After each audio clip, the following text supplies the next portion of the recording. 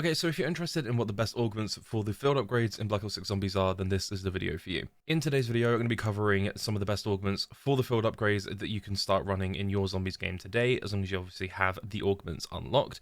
I'm going to cover some of the ones that you should be focusing on if you haven't got all of them, and just generally my advice and things that you should be running in your games to make everything so much smoother. Alright, so looking into the augments now, we can head over to the equip augments for the time being, and I'm going to go step by step. So if we head over to field upgrades, and for energy mine, I think that there's a few that you can kind of look at for this. We're going to be covering the major and minor augments, obviously. So for energy mine, we have scatter, turret, and carousel. Now, personally, I actually like two of these out of the three, which is turret and carousel. I think scatter's fine as well. I don't necessarily see much of an issue with it. It's just that turret and carousel feel really fun to use. For me personally, I had done a video recently about slow burn. The turret modification or augment for this particular field upgrade is incredibly strong. It's really fun to use. It lasts a really long time. It is one of the more damaging versions of the field upgrade as well, and just generally makes it incredibly effective. Next, going to be taking a look at minor augments. I like to personally take the max charge increase by 1, but for this, really you can run almost any of the minor augments. I would say that if you're going for specific challenges to do with killing zombies, maybe specials, for instance, again, look at the slow burn challenge under the barracks. I personally would avoid Siren if you can help it for turret, because it does make it a little weaker in my opinion. However, I would recommend any of the top two here, so extra charge or frequency boost really do make this incredibly effective. So just come over to the augments research tab. And obviously, if we're going to be focusing on this, we're going to be getting the turret around the stage 2 for the major augments, or stage 4 in total. And the extra charge we can pick up as early as stage 3. Really simple, really nice and quick. If you're looking for something a little bit faster to use, again, just throw on scatter and frequency boost just to make things quicker. And then once you can, swap scatter for turret, and then keep frequency boost, or just go to extra charge, whatever you feel like doing. Next, for Frenzied Guard, one of the more popular augments in the entire game, I'm going to recommend really two of the particular augments for the majors, which is either Phalanx or Retribution. This kind of depends on your playstyle and what you find fun to use. Personally, I like to run Retribution, as I don't really play much with friends. When I'm playing around on the certain maps at the moment, especially when I'm doing videos like these, I go into these games solo, so I'm not really running around with a whole group of people. However, if I am running around with a group of people, I'll probably throw Phalanx on just so we all can get armor repair from kills while near me. So realistically, if you're a solo player, Retribution is the way to go. And if you're a team player and you're maybe someone who's a bit of a support, I would play Phalanx. It makes a lot of sense to run both of these realistically, depending on your kind of playstyle and your environment. Next, we're going to take a look at the minor augments. For me personally, I can either run Extension or Repair Boost. You can run Rally as well, which is basically that you repair all nearby allies' armor to full. Again, this is kind of circumstantial. I personally just like to run Repair Boost, as this gives me more armor per kill that I get while frenzied. However, if I want to run Phalanx, you could do something like Phalanx and Rally, if you really wanted to. However, I would always recommend, realistically, Repair Boost being one of the more powerful minor augments in this entire list, being honest.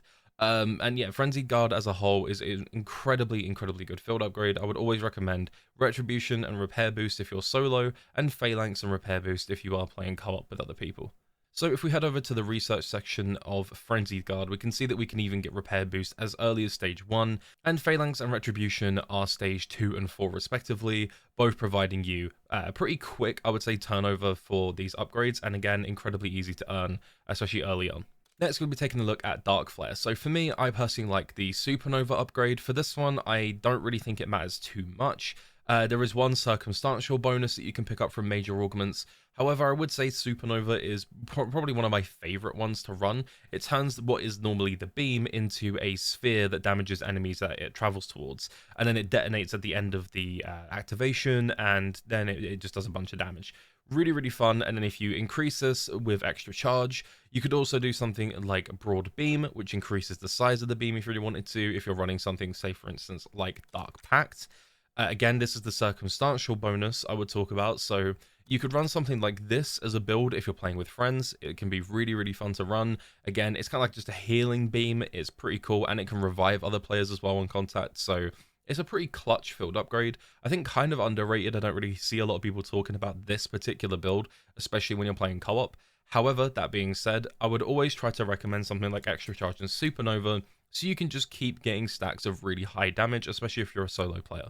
So we can see here that we can get the broad beam and the extension pretty early on, then followed by supernova and extra charge at 4th and 5th stage respectively. So it's kind of a deep investment for Dark Flare to try and get the best build of it, but personally I really like it, and again Dark Pact being the final one, again quite a deep investment. But Dark Flare, I think when you get to the supernova stage, it's actually pretty much worth trying to go for this, just to run it and have fun. See if you like it, see if it's something different. You might be bored of Frenzied Guard or you know, Aether Shroud or something, and you might want to run this. Okay, next is Healing Aura. I'm going to take a look at the Persistence and Inner Strength Augments. I've been running these basically since the beginning of the game, and they've remained incredibly effective when I'm in team play situations. I don't really run Healing Aura much when I'm alone, as it's a little bit pointless. That being said, it is something that I would definitely recommend to try if you are struggling with survivability. Maybe you're trying Easter eggs out, or you're just trying to go for challenge runs, maybe camos. This can be pretty effective, although I would say a good alternative is always going to be Frenzied Guard. But let's take a look at the major augments. So I've got Persistence currently on and Inner Strength on. This is pretty fun. I'm going to give you so many different variations that you can kind of go with here that I've been running and testing Healing Aura out. So Resilience, all affected players have their health regen delay reduced. I'm not really sure that's super worth it if other players are running Quick Revive, which when you're playing this game, that is a lot of people. Enduring Radiance, the beams and their healing effects persist for a short time after leaving the area of effect. It can be kind of effective, again, not necessarily super good. However, the major augment that I would always recommend you're running if you've got Healing Aura is Persistence. Persistence is one of the most effective uses of Healing Aura. I don't really know why you'd use anything else. It's incredibly good. Revived players keep all perks on their bleed out bar. It is really effective. It's worth running. It definitely is helpful for co-op play, especially if you're going for something like Easter eggs. I can't tell you how many times where we've been on the last stage of, say, the Terminus Easter egg, both players go down, I'm last alive, and I get just that tiny bit of charge left to go, and I finally get it, res everyone up, they get their perks back, at least, you know, 3 of them, and then suddenly we're back in the game again. Incredibly fun, super clutch, really, really good major augment. And then for minors, like I said, look, you've got tons of different builds that you can go with here, realistically. So with minor augment, I run Inner Strength currently, but I have also run Protection and Stoic Presence before. I've tested all of them, and I think, personally speaking, the Stoic Presence one is probably one of the best ones that you can do if you're trying to look for something that's kind of preservation based. Like if you pop your Healing Aura, it can knock specials and elites like kind of away from you, like it stuns them, and then normal zombies are kind of pushed down to the ground. So you kind of got this concussive blast that comes out from you, and it's really, really clutch, really, really useful. Inner Strength is good for players that can get themselves back into the game pretty quickly. The only problem with this one is that at higher rounds, it's slightly less effective, and it doesn't really do as much as you might hope it will. And then for Protection, it's pretty good as well. Again, I would say for higher round count, it's a little less effective. I think it kind of depends on what perks the players get back from the Healing Aura. So a good example would be you pop Healing Aura and a player comes back with Quick Revive, Jog, and Stamina up. They're going to be a little more likely to survive anyway. Whereas if you res a player that has Quick Revive, Stamina Up, and Speed Cola, they're probably going to go down a lot quicker, so Protection would be a little bit more valued. So I would say personally, Stoic Presence is going to be really good for survivability. However, if you are trying to play with something a little bit more protective, a little bit more clutch, maybe Protection would be for you. And if you're just trying to go for raw damage and you're just trying to get as much output as possible, Inner Strength is the way to go. Personally, you can't go wrong with any 3 of these minor augments, but I would avoid the other 2 here and just go for Persistence to try and be that clutch healing player. So in terms of what your upgrade path will look like, Inner Strength is one of the first ones that you can unlock, which is really good, with Persistence being the last one to unlock. So for Healing Aura to be incredibly effective, I would personally say you want to try and just get this done as fast as possible if you can.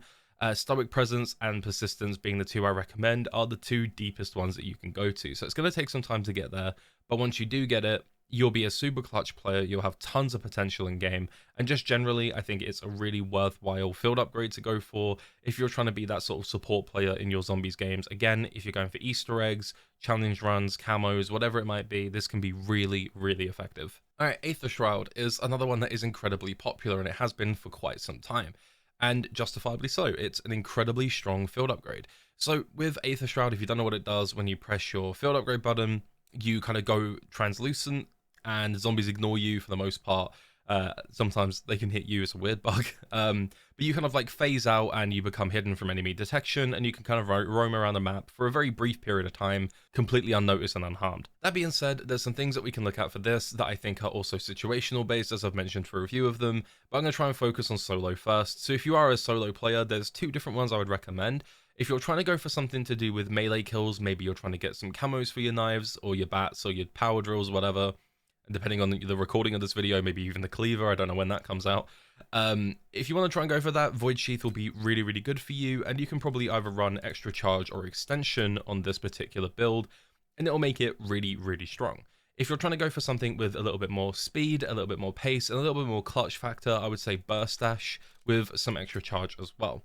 The reason for this, if anyone has seen my speedrunning video where I do the Liberty Falls Easter egg in under 30 minutes, the Liberated calling card, I run the Burst Dash with extra charge as well. It's really good for just getting to and from places on Liberty Falls. It's the same thing for Terminus as well. Really, really effective and really fun to use. If you're again, this is where situational comes in. If you're someone who's been playing with people recently, maybe you queue with randoms, maybe you have a group of friends you play with, you could do something like Group Shrouded, which will cloak all nearby players. This could be really good for Easter egg runs where maybe you're not in the boss fight, or maybe even you are in the boss fight. Again, using Terminus as a good example. Maybe you're getting overwhelmed, maybe there's an amalgam, and you really need to avoid it as much as possible. I would personally say that you could run something like this. If one person has it, it's really, really good.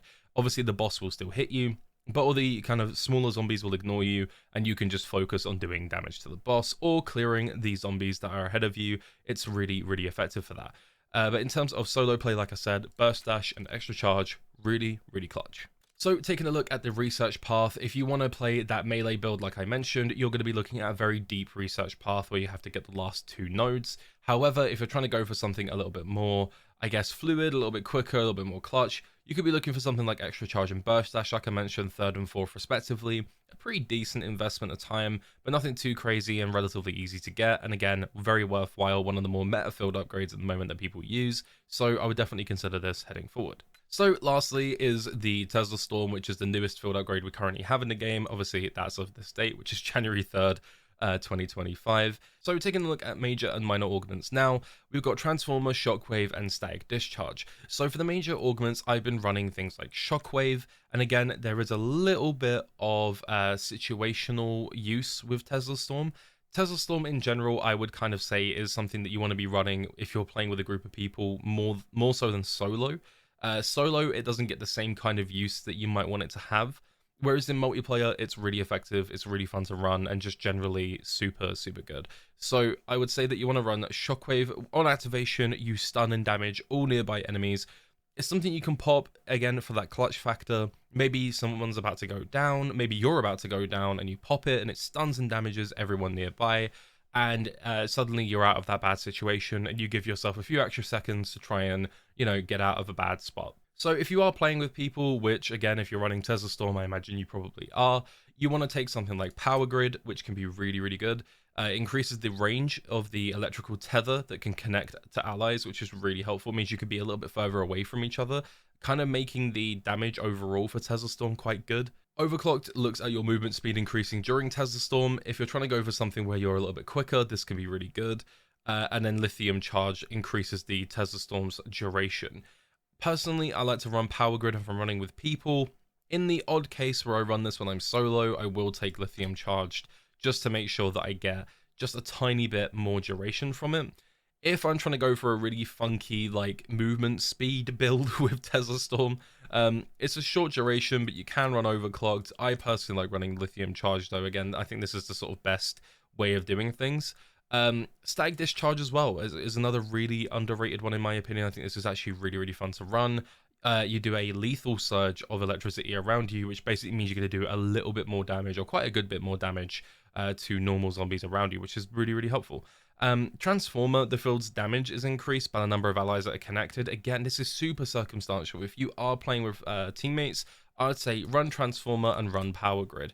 This is going to mean that you can have a really high damaging build kind of around Tesla Storm. The only thing is you're going to need to coordinate with the people in your lobbies, so don't expect randoms just to know that you need to do this with them and you're going to get the most effectiveness out of it. You probably won't.